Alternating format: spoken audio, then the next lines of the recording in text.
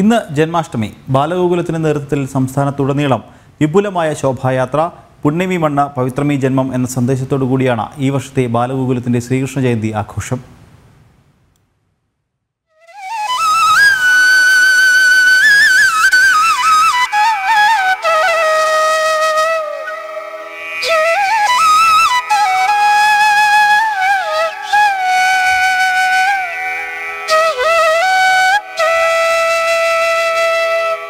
ഗ്രാമഗ്രാമാന്തരങ്ങളും നഗരവീഥികളുമെല്ലാം ഉണ്ണിക്കണ്ണന്മാരുടെ കളിച്ചിരിയാൽ അമ്പാടിയായി മാറാനിനി മണിക്കൂറുകൾ മാത്രം.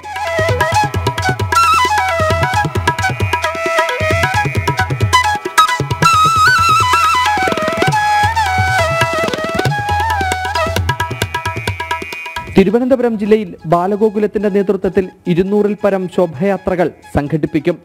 തിരുവനന്തപുരം മഹാനഗരത്തിൽ നടക്കുന്ന ശോഭയാത്രയിൽ കേന്ദ്രമന്ത്രി ജോർജ് കുര്യൻ മുഖ്യ അതിഥിയാകും.